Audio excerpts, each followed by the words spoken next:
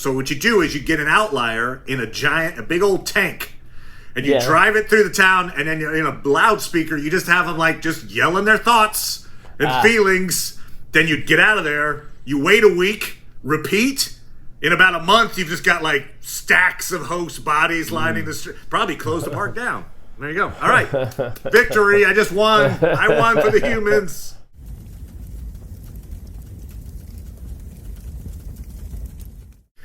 Hey, Internet. It's Paul. It's Matt. The Dork Lords.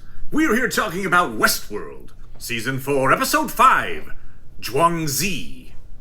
Zhuangzi is the name of a philosopher and the book he wrote. Yes. Which is one of the pillars of Taoism.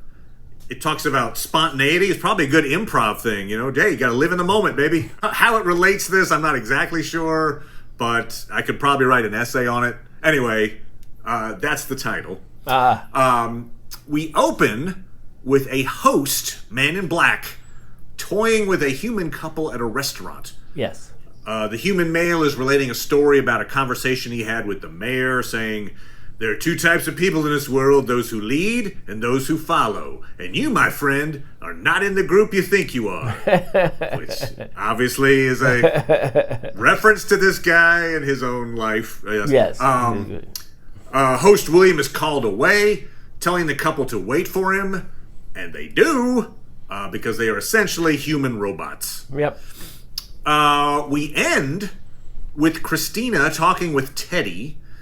Teddy has opened her eyes to the reality of this contained game world. She can now finally see the control tower, for instance. And she realizes that all of the humans, with maybe the exception of the outliers, all the humans in the city are on story loops that she created. So she asks Teddy, who did this to me? And he replies, you did. Yeah. Credits. So, Paul. Yes? What did you think of episode 5? I like this more than I did the previous episodes. Okay. I guess because I'm curious about the world that they've now created. And so, yeah, and even the things that that I was a little hesitant about at first, like when they were showing how Charloris was bored with the humans, you know, and I was a little sort of like, okay, how she apparently went there to talk to William, and how long was she waiting for William to show up so much that the guy's fingers got bloody? I mean, you know, like, why was she down there so long without William coming there, you know? Like, you know, like, guys can play for a long time without their fingers getting bloody. So That's I don't true. know, you know, That's why. like days or something. Maybe he's just there all the time. I don't know. But then also, that's a question I've got. We'll maybe chat about it a little bit later. But the idea of, like, there are limitations to the human body. Like, it's they're treating them like robots. I get that. But, you know, in Westworld, the idea of, let's say, if you were back in the season 1, if a human told a robot, stand on one leg, probably that robot could stand on that one leg, I don't know, a few months. Yeah. Who knows? Yeah. A human, no. If you did stand on one leg, he's going to, either his muscle fatigue or whatever, he's going to fall over in about an hour max. So it's like... And also, too, it's not like, you know, you can take them in the back room and then just change some parts or whatever. I mean, these are bodies, you know? And they talk about that in the show, in this episode. They're like, well, oh, they're in terms of weight, to us. Don't you know, kill them. even if she, you know? I mean, even if she was, like, wounding them, it still would be kind of a pain. Absolutely right. Bloody fingers, yeah. Well, that's just funny, too. Just the idea of, like, how long would that make you happy, I guess? You know what I'll do? I'll go into a street, and I'll have the song play, and I'll control a bunch of people to dance around me. I won't dance. I'll just have the other people dance around me. This will be cool. I'll control them all. Right. All right. Well, that was fun. Huh. I mean, she says she's bored, but I get it, because what? That's the only thing you could think to do? Yeah, like, I know. Man, okay. Wow. Yeah, it was like, I don't know exactly what she's testing there. It's like, like some of you really have bad rhythm. Like, you know, don't you hear this bong, bong, bong? You know, dance. Nobody was doing like breakdancing, you know, like twisting around on their shoulders and nothing. You Great know? point. It's like it's all just a waltz. You know, come on. There might even be a story reason for it. But it's odd that the choice of the park is theoretically, as far as we know, like a slightly futuristic New York. Maybe it's not mundane for a robot. It would be a mundane park for us to go to. Like, let's make a park that's exactly like real life. And people go to work, and they get fired, and they sleep, and they have to visit the doctor. You're like, okay, but that's just what I do. I don't. Okay, like. Well, apparently you're waiting for an outlier, so you all can go hunt him. Right. Exactly. Yes. Hunting the outliers, which is a thing that they do, and we'll talk about that in a second too. But I will say this: I've been calling it World, but maybe this is a better analogy, Paul. Instead of Westworld, it's Westview. Think about it. Christina is Wanda. Whole town. People forced by a single entity to live fictional lives, stay in their loops. Yes. And then that single entity, Wanda and now Christina, lives among them, going about their daily lives. Of course, it also has a Matrix, robots controlling the fictional world vibe. But I don't know, Westview seems like it's a pretty good analogy. Sure, It was Charlora's all along. That's right. Right. I think we just came up with this. Teddy's the vision. He's a robot. Yeah, there you go. A very, very realistic robot. Yep, that's true. Hopefully, now we have to wait for that Ship of Theseus episode. I think I could write an essay about that, actually. Okay, anyway. Charloris talks about how sound and vibrations can create and control, and how if you put the wrong pitch, it creates chaos. Paul, do you know who else wrote about the power of creation through music? Was it Zhuangzi? Zhuangzi. I asked Theron, who lived in China for a long time, how do you pronounce that? That's what he told me. Anyway, blame him. No. Okay. But only one person, as far as I know, ever wrote about the creative powers of music. Well, if it is who I'm afraid it is, let's just go on to the next topic. That's right, baby. Everything comes back. Lewis Carroll. Lewis Carroll. Are you a quick quote from the Silmarillion? I didn't know there were any quick quotes from the Silmarillion. It's true. You gotta dig deep to cut it out. But pack a lunch. And a sound arose of endless interchanging melodies, woven in harmony that passed beyond hearing into the depths and into the heights. And the places of the dwelling of Iluvatar were filled to overflowing. And the music and the echo of the music went out into the void, and it was not void. There we go. Robots. Ooh, that's what that means. Right. Okay. I see, yeah. Yeah, wow. He was practically a Philip K. Dick. Man. That's right. Yeah, right. Conspiracy theories. Okay, so as you mentioned, it is a park. When outliers get detected, meaning they're no longer under control of the sounds, Charloris sends out a notification. Hey, first host that can kill the outlier wins. I don't know what they get out of it. They win the game. Ascension, apparently, right? It's a game within the city, I guess. Here's a thing you can do. Kill the outlier. Right, yes. So they do, but we've learned that 38 hosts have made contact with outliers and then killed themselves. Which suggests to me, maybe don't send the hosts after the outliers then. Will you send them? You've got I drones. guess you get. That's true. You got these. Yeah, you got these things. Your robot. Yeah. So the human robots, the meat puppets. Yeah. Can, shoot them from a distance, I don't know, a rocket grenade. I don't know. Anyway, but no, they're like, no, get up close. Don't shoot them right away. Listen to what they have to say. Then go crazy. All right, cool. So 38 hosts have gone, killed themselves. Host William went to go kill an outlier because he was told, we need this done. He did not shoot on sight, is the way he promised. He did say shoot on sight, and he did not. Yep. And so now I guess he's on suicide watch. I mean, he even brings it up later. He's like, am I suicidal, or should I be worried? Or when he's talking to theoretically real William. The real, yeah. The original Man in Black. So here's my this is my suggestion. It's not this will not happen in the show. Oh, okay. But if I was like, okay, I'm one of these outliers living in the Badlands or whatever, the outland. Yeah, sure. How do we defeat the hosts? All right, we know they come into contact with outliers, they go crazy. and kill themselves. Yes. Now, we don't want to die ourselves. So what you do is you get an outlier in a big old tank, and you drive it through the town, and then you're in a loudspeaker, you just have them like just yelling their thoughts and feelings. Then you get out of there, you wait a week, repeat. In about a month, you've just got like stacks of host bodies lining the street. Probably close the park down. There you go. All right. Victory. I just won. I won for the humans.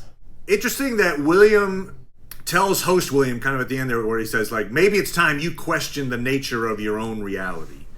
And that is in a response to host William saying, like, it's not my world, it's hers. And I think the suggestion there is host William is going to turn on Charloris. Right? That's what I'm getting out of that. It could be, I guess. That's certainly a possibility. I think he's saying of like, hey, this isn't the world that I wanted it to be. This isn't the future I wanted. And for Charloris, it's interesting. There's a bit where she's like, look, I don't even want this. These parks are just a toy, and I want us to ascend. I want us to get rid of our bodies and go in, plug into some version of the Sublime or something. But no, I don't get any takers. Everybody, all the robots, all the hosts want to stay and play in Westview. So that's interesting too. This isn't really what she wants. She's like, I don't care about this. No. I want this other thing. And William says, well, why don't you just force him to do that? And she's like, well, that's what the humans would do, and I'm not doing it.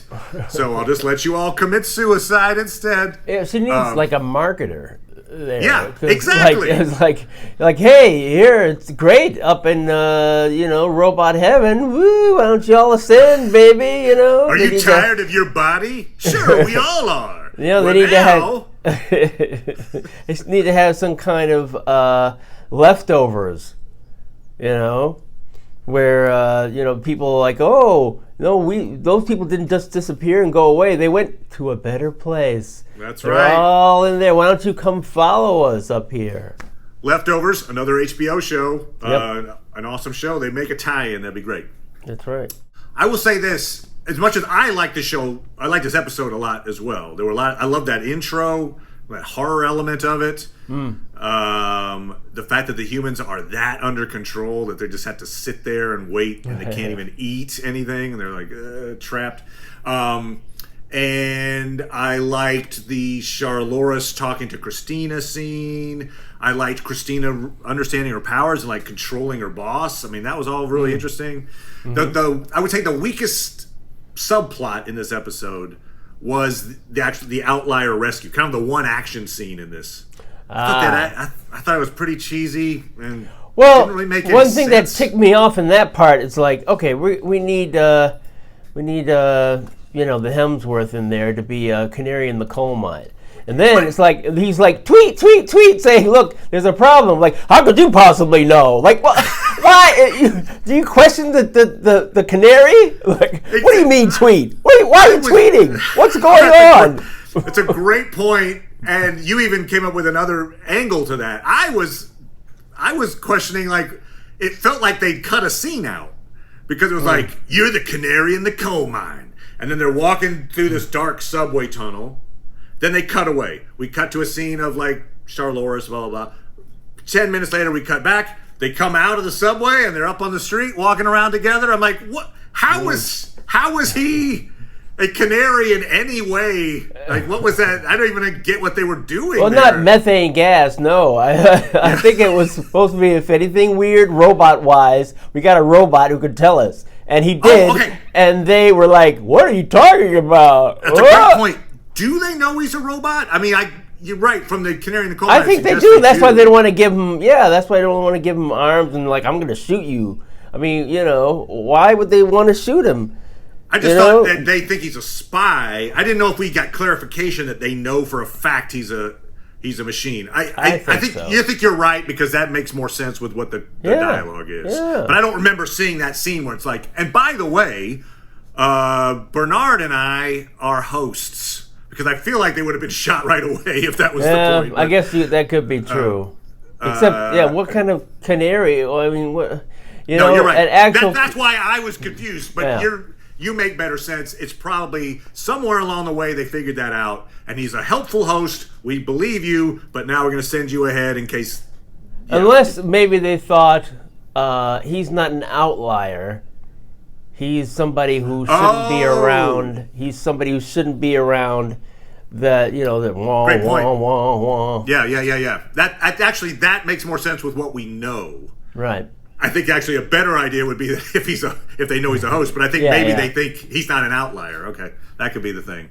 Like they pull up in this nice power boat. In the middle of the day. Yeah. They're dressed in like black tactical gear, even though it's like broad daylight. Yeah.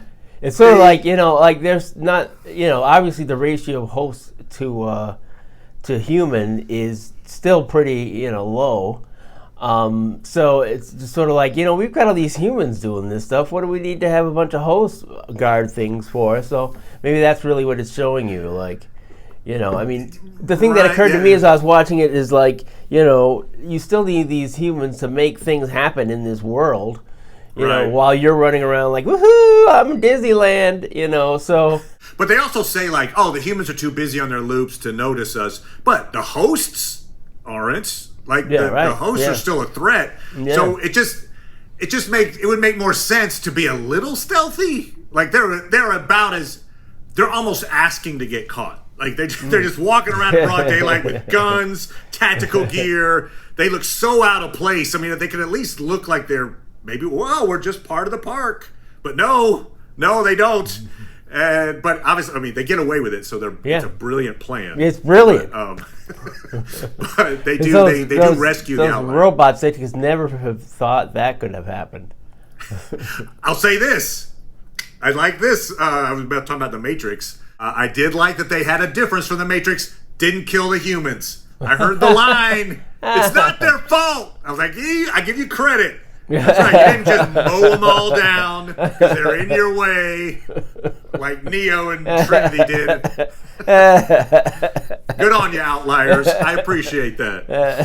They're the good guys, Paul. The good guys. They don't kill randomly.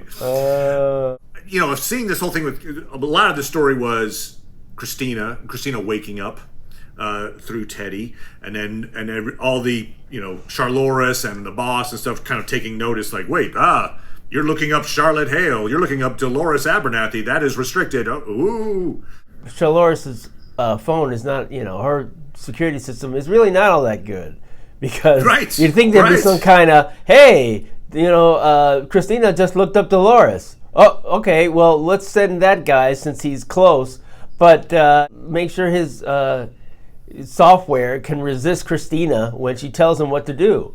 Or even like point. You can or maybe the voice changes to Charloris to say, hey, what are you doing? What? Stop that. Cut it out. Well, okay, now that's a good point too, because I agree with you that until that moment, I assumed that the boss was a host. A robot, right. But, okay, I thought Christina's abilities were to control the humans. Can she also control the hosts? Yeah, I wouldn't think so. I think he was a human. I wouldn't think so either. So he was a human, right. That's what I'm getting out of that, too, is that he actually was a human. Yeah, but he was like, if she finds out, Yeah, he's a controlled human. He's a fly goo human guy. So that makes sense. So Maeve can control hosts. Christina can control humans. So together, they control everybody. Why wouldn't anybody? What's so special about Maeve that she can control these? I guess she boosted her brain stuff. They can do that to anybody. Take the iPad. Yeah. All right. We're all controlling each other. No, Paul. Good people wouldn't do that. She's the chosen one, but she doesn't kill her own kind except when she does. All right, so here's the theory. All right. I think at some point in the past, in the last 23 years, the Dolores who was connected to Rehoboam at the end of season 3 was brought back online. Right. At the end of that season, she was drained of her memories, so it would kind of fit with Christina's condition. Like, I don't remember who I am. Sure. Charloris brought her back and is exploiting her powers to control humanity, which works as long as Christina doesn't get her memories back and realizes that she opposes everything Charloris stands for. Sure. Because they were against each other. Sure. Bernard and Teddy were both in the Sublime. Teddy got put into the Sublime back in season 2, I think. I think Bernard has introduced Teddy to, we'll call it Westview, in order to communicate with Christina to help wake her up. I think Teddy is a, representative of Bernard. Okay. Because let's face it, Bernard's seen all this, right? He's seen the whole thing. Right. Yes. Would he not have seen Christina in that? I think that sounds unlikely, that his plan wouldn't involve Christina in some way. Okay. So I think Bernard has sent a Teddy as his proxy into Westview.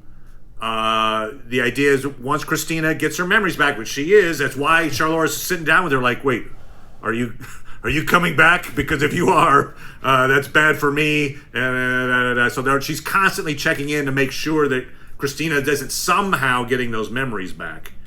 And I still think that Bernard probably still controls the key to the Sublime, which I think Charloris still wants. It could be like, I don't have to do all this crazy stuff with putting her version of putting people in the Sublime. She could she's got it, but she can't do that yet. And so there's a desperation there for that. I know that's not like, and that's the plot. But I think that's kind of the status of things. There's a Dolores, or Christina is Dolores without her memories. Her memories are coming back. Charloris is exploiting the hell out of Christina right now, and if Christina gets her memories back, then they will be opposing each other. And Bernard knows that, so he wants to push that along to help save humanity. Okay. And then you've also got, of course, the Man in Black, who the host version now seems to be questioning Charloris as well. So I feel like we're coming up to a group of folks. We didn't even see Caleb in this episode. No. But Caleb is obviously, booing Charloris as well. Or Maeve, exactly. Or Bernard. Yeah. We saw Teddy. Okay, anyway. So that's kind of where I think that's going. I think we're going to have a team of these folks that will be against Charloris to take her down and help, I assume, save humanity in some way. I mean, this version of humanity is pretty terrible, so almost anything is an improvement. I want an entire episode where they explain it in detail, Paul. Okay. They just sit down and tell you, all right, here's what we're doing. And they should start reading a manual. Hey, I think I got a suggestion for you. There's some books you might like by a guy named Tolkien. It all comes back. Anyway, it's like, yeah, I think you'd like those. There's plenty of explanation of things in there. It's true. He's very good at explaining things in a very engaging, entertaining way. Get ready, Paul. It's coming. It's coming. Rings of Power right around the corner. All right. I'm ready for Gowron. That's true. Just FYI, Paul, when we were talking about Rings of Power, Paul is obviously maybe slightly less than enthused about covering Rings of Power, but he tried to mention the villain of the Rings of Power, and he called him Galron. So there you go. Galron, not right. Sauron. Galron. No, that's right. Yeah. So get ready for that guy. That's his girlfriend. That's right. His Galron. Mm-hmm. Yeah, so there's only 3 episodes left. I do feel like we've got this. We've got forces about to collide, and humanity's at stake. Paul, the stakes are high. So let's see how this all comes together. We'll be back talking about episode 6. Thank you as always, Paul. Appreciate it, good sir. No problem. And we'll see everybody next time. Bye. Bye.